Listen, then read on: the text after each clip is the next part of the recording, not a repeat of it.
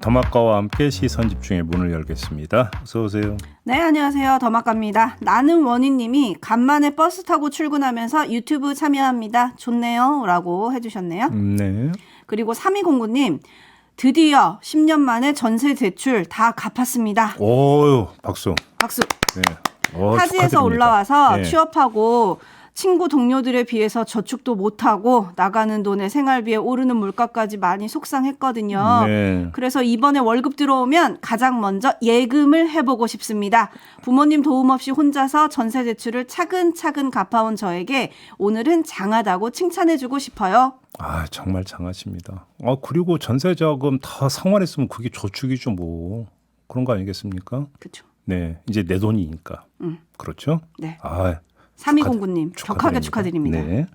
담쟁이 넝쿨님 울긋불긋 색깔은 선거 시즌 말고 봄나들이 때 꽃밭에서나 봤으면 좋겠어요.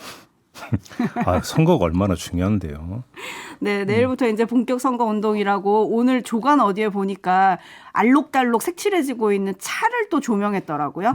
각 당의 색깔로 이렇게 쫙 입힌 트럭이랑 버스들이 뭐 줄줄이 서 있는 거를 봤었는데 네. 그 색깔 보고 또 찍으셔야 되니까 그래도 애정을 갖고 좀 보시면 좋을 것 같아요. 그럼요. 예. 예, 그리고 홀로 봄님 점점 새벽이 빨라집니다. 낮길이도 길어지고요. 일하기 좋은 계절이 다가오는데 살림살이 나아질 수 있도록 우리 정치만 잘하면 될 것 같아요. 그렇죠. 아, 일하기가 좋은 날도 있군요. 그렇죠? 네? 네, 매일매일 일하기 좋은 계절이 다가오고 있죠. 봄이니까요. 놀기 좋은 날은 참 제가 많이 들어봤습니다만. 네. 아, 그렇죠. 사실 봄햇살이 따사로우면 일보다는 밖으로 나가고 싶기는 한데 그렇죠? 그렇죠. 네. 네, 나는 원희님이 아까 버스에서 유튜브 보고 계시다고 했잖아요. 네. 이렇게 보내주셨네요. JB 오늘은 왠지 도인 같아요. 도인? 아. 하얀색 입어서 그런가? 이왕이면 그러면 저도 생활 한복으로 한번 딱 맞춰 입고 나올까요? 네. 네, 뭐 그것도 괜찮죠. 네, 고무신 신고, 네. 지팡이 하나 짚고 이렇게 나오겠습니다. 네, 오랜만에 그 이름 불러봅니다. 머털도사로 한때 불렸던 JB와 함께하는 JB타임즈. 오늘 주목할 첫 번째 뉴스 어떤 건가요? 국민의힘이 특정한 내용의 선거 현수막을 걸라고 했다가 철회를 했다고 합니다. 25일 밤에 윤재호 공동선대위원장 명의로 전국 각 지역구 후보 사무실에 어떤 내용이 전달이 됐냐면 더 이상 이 나라를 범죄자들과 종북 세력에게 내주지 맙시다라는 내용의 현수막을 걸라 이런 내용이었습니다. 그런데 하루 만에 한동훈 비대위원장이 이 지시를 취소했다고 합니다. 윤재호 위원장의 긴급 지시 이후 수도권 출마자들을 중심으로 반발이 나왔기 때문이라고 하는데요. 낡은 이념 프레임을 정면에 내세웠을 때 기존 지지층을 결집할 수 있을지 몰라도 중도층 확장 등은 기대하기 어렵다라고 반발을 했다라는 겁니다. 네, 더 이상 이 나라를 범죄자들과 종북 세력에게 내주지 맙시다라고 현수막을 걸라고 했다가 급하게 취소가 됐다. 이거 어떻게 봐야 됩니까? 전과 후를 살펴보면 지금의 상태와 처지를 가늠해 볼 수 있을 것 같은데요. 자, 먼저 전부터 한번 보겠습니다. 이른바 종북 현수막 이전의 현수막 내용이 뭐였을까요? 국민의힘은 일하고 싶습니다와 같은 민생 그리고 정책을 강조하는 현수막이었다고 합니다. 이게 바로 수도권 출마자들이 말한 중도 확장 전략에 부응하는 현수막이었다고 봐야 되지 않겠습니까? 그렇죠? 그럼 지도부는 왜 이 내용을 뒤로 물리고 종북 현수막으로 바꾸려고 했을까? 이렇게 질문해 봐야 되는 거 아니겠습니까? 이전 현수막이 효과가 있었다면 굳이 바꿔야 될 이유가 없었던 것 아니겠습니까? 그래서 물음표를 찍는 건데요. 이전 현수막은 유권자들에게 국민의힘에 대한 신뢰를 심어주려고 한 것인데 이게 안 먹히니까 이번에는 경쟁 상대에 대한 불신을 키우려고 했다. 이렇게 봐야 되지 않겠습니까? 정리를 하자면. 네. 자, 그러면 그 이후도 한번 살펴봐야 되는 거 아니겠습니까? 중도 확장을 위해서 다시 민생으로 돌아가 현수막을 내건다고 한번 가정해 봅시다. 종북 현수막 걸라고 했다가 그러니까 일단 취소를 시켰다고 한다면 그러면 어떤 현수막이 등장할 거냐? 중도 포획이 중요하다고 한다면 다시 민생으로 돌아갈 수도 있다라고 가정을 하기 때문에 이렇게 한번 가정과 절문을 던져보는 건데요. 그러면 그렇게 현수막을 내건다고 효과가 있겠느냐? 별로 크지 않을 수도 있다라는 말씀을 드려야 될 것 같습니다. 왜 이런 말씀을 드리느냐? 여기에는 다른 요인 하나가 있기 때문인데요. 그걸 지금부터 살펴보도록 하겠습니다. 대통령실이 어제 홈페이지 사실은 이렇습니다 코너에 글을 올렸습니다. 한 대목 음성 대역으로 녹음을 했거든요. 한번 들어보시죠. 채소류는 노지에서 재배되므로 가뭄, 장마, 폭설 등 기상 상황에 매우 민감합니다. 이에 더해 필수 식자재인 대파는 겨울엔 전남, 봄에는 경기 전북, 여름엔 강원, 경기 등으로 주산지가 순환돼 일부 지역 피해 파급력이 높습니다. 특히 지난 정부 시기인 20에서 22년도에 채소류의 가격이 가장 높은 흐름을 보였으며 대파는 21년 3월 평균 소비자 가격이 킬로그램당 6,981원까지 상승하여 파테크, 반려대파와 같은 신조어가 유행하기도 하였습니다. 자, 그리고 이런 내용도 있었는데요. 마저 들어보시죠. 하나로마트 양재점이 대파를 875원으로 판매할 수 있었던 것은 정부 물가 안정 정책이 현장에서 순차적으로 반영됐고 하나로마트 자체 할인 등이 포함됐기 때문입니다. 특히 하나로마트는 타 유통사에 비해 자체 할인율이 높고 기본적인 국산 식자재에 할인을 집중했기 때문에 필수 식자재인 대파를 저렴한 가격에 판매할 수 있습니다. 한국농수산식품유통공사 농산물유통정보서비스에 따르면 하나로마트 주요 지점의 대파 가격은 3월 22일 상품 1kg 기준 875원에서 966원 선에 분포하고 있습니다. 자, 이런 내용의 글을 올렸는데요. 이건 누가 봐도 윤석열 대통령의 875원 합리적 발언, 이 논란을 의식한 것으로 봐야 되지 않겠습니까?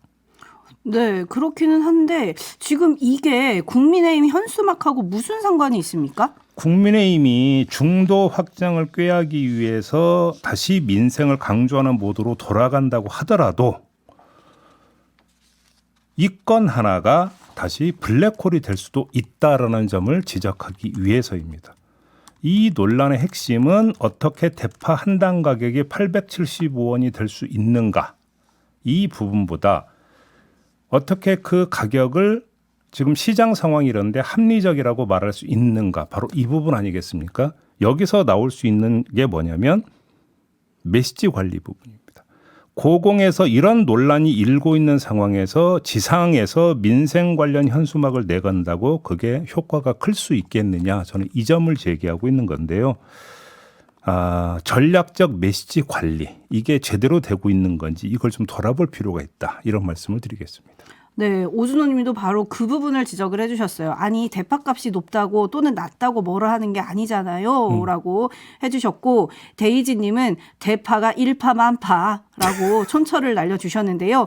예. 최상목 부총리 겸 기획재정부 장관도 이틀 전에 성남시 하나로마트 성남점을 방문을 해서 대파 한 당 가격이 875원이라는 거를 또 확인을 했더라고요. 네. 그런데 중요한 건 전국 평균 가격이 얼마냐 이거 아니겠습니까? 지금 진희님이 순차적으로 875원이 되면 우리 동네는 언제쯤 그 가격에 비슷해지는 건가요? 라고 또 물어주고 계시거든요.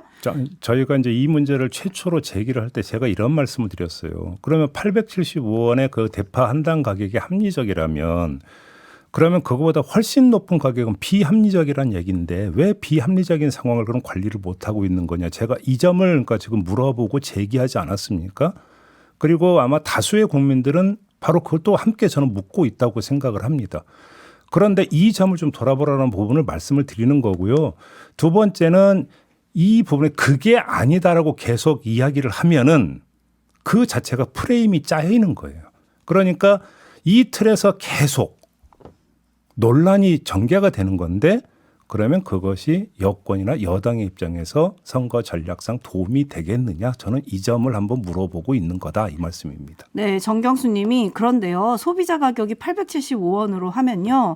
산지 가격은 씨 종작 가격에 퇴비 가격, 비료 가격, 인건비, 물류비 뭐 이런 걸 다 합치면 산지에서는 875원으로 팔으려면 밭을 갈아엎어야 합니다라고 이런 의견도 보내주셨는데요. 네.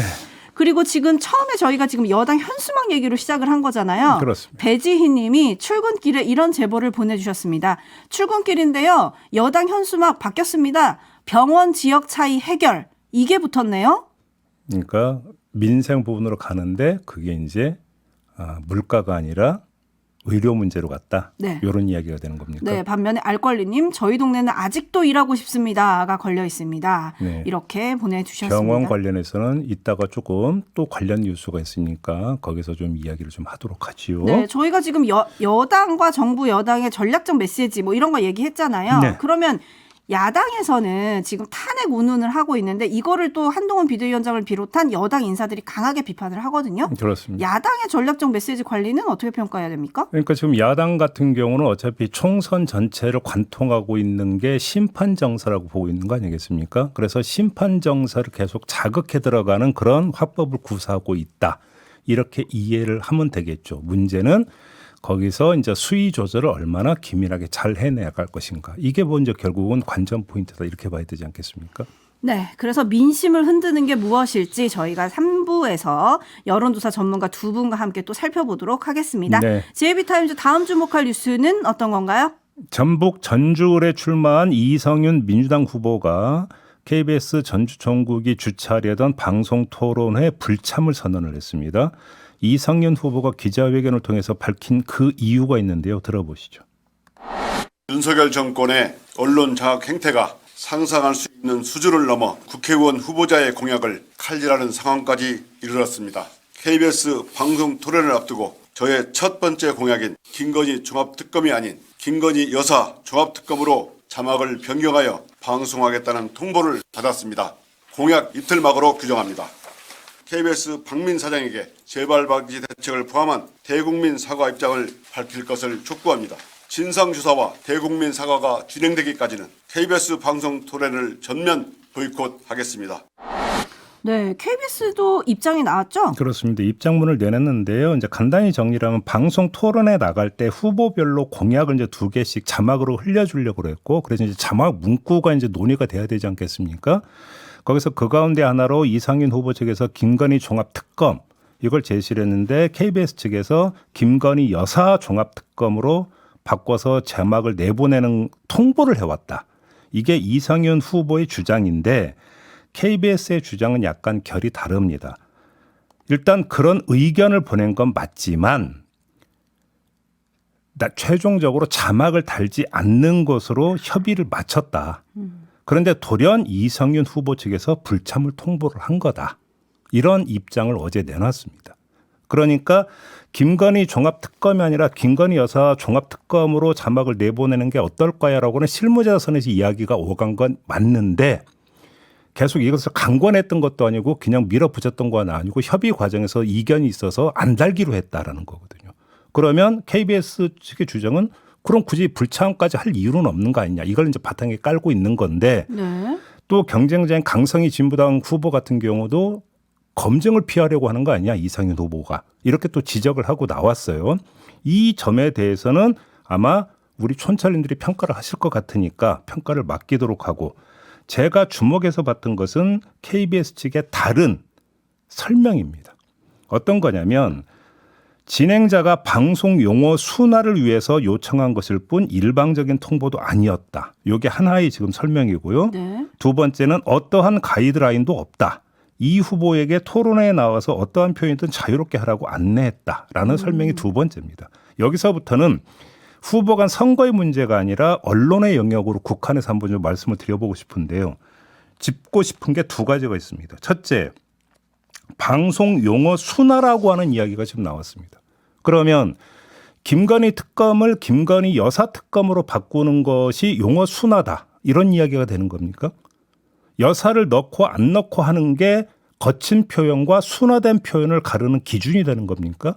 이렇게 판단했다면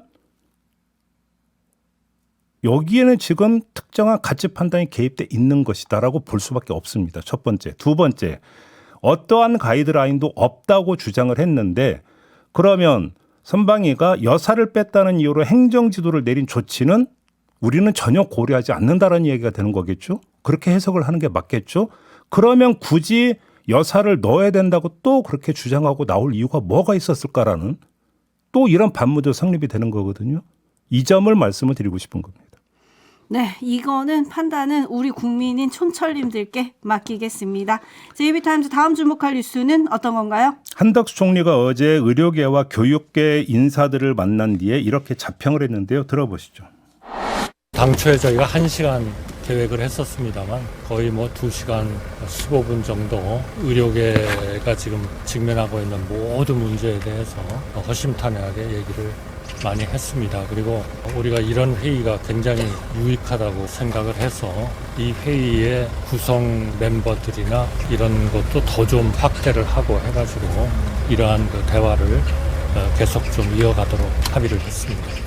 의대생과 전공의들은 교수들이나 의대 학장들이 자신들을 대표하지 않는다고 생각하고 있는데 그러면 의료계 현안 문제 해결에 있어서 의대생과 전공의 의견 어떻게 반영이 되는 건가요? 한 번 회의로서 되지는 않겠죠. 앞으로 계속 오늘 모이셨던 분들이 그분들하고도 또 접촉을 해가면서 이 전체적인 회의체를 더 좀 확대를 하도록 이제 그렇게 하기로 했습니다. 자, 그래서 한번 살펴봤습니다. 이 자리에 누가 참석했는지. 네. 이걸 한번 쭉 살펴봤더니 한국의과대학 의학전문대학원 협회 이사장, 대한사립대학병원 협회장, 서울대 의과대학장, 서울대 병원장, 그리고 서울대, 연세대, 고려대, 가톨릭대, 성균관대, 울산대 총장 등등이더라고요. 대부분의 인사가 의대 증원에 찬성했던 인사들입니다. 입장을 그렇게 표명했던 쪽입니다. 그러니까 증원 반대를 외쳤던 의사단체는 이 자리에 없었습니다. 자, 그런 점에서 과연 어제 이 자리가 문제 해결을 위한 당사자 간 대화의 자리라고 평할 수 있을까? 그렇게 보기는 힘들다. 일단 이 점을 좀 먼저 지적을 해야 될 것 같고요. 물론 다른 기류도 있습니다. 이 자리에서 총장들이 정원 조정을 언급했다라는 보도도 나온 바가 있어요. 네네. 그리고 한동훈 국민의힘 비대위원장은 의제를 제안할 필요가 있겠느냐라는 어떤 의견을 밝히기도 했습니다. 이 이야기는 뭡니까? 정원 조정 문제도 의제에 올릴 수 있지 않겠느냐는 뜻을 깔고 있는 거라고 봐야 되는 거죠. 그러니까 집권여당 비대위원장의 입장과 정부의 기류가 약간 다르다라고도 해석할 수 있는 여지는 있습니다. 하지만 그럼에도 불구하고 달라지는 건 없을 것이다. 이 말씀을 드려야 되는 게 왜냐하면 키를 쥐고 있는 두 사람, 이면택 신임의사협회 회장과 윤석열 대통령의 발언이 어제 또 있었기 때문입니다. 임 회장은 원점을 강조를 했습니다. 여기서 원점이라고 하는 게 뭡니까? 증원 이전으로 돌아가는 원점을 이야기하는 겁니다. 네, 2,000명 이걸 지우자는 거죠. 그렇죠. 강경한 거죠. 네. 그다음에 윤석열 대통령은 어제 국무회의 모두 발언에서 이렇게 말했는데요. 이건 한번 직접 들어보시죠. 의대 증원 규모가 대학별로 확정됨으로써 의료 개혁을 위한 최소한의 필요 조건이 만들어졌습니다. 의대 증원은 의료 개혁의 출발점입니다. 네, 들으신 대로 의대 증원 규모가 확정됐다고 발언을 했습니다.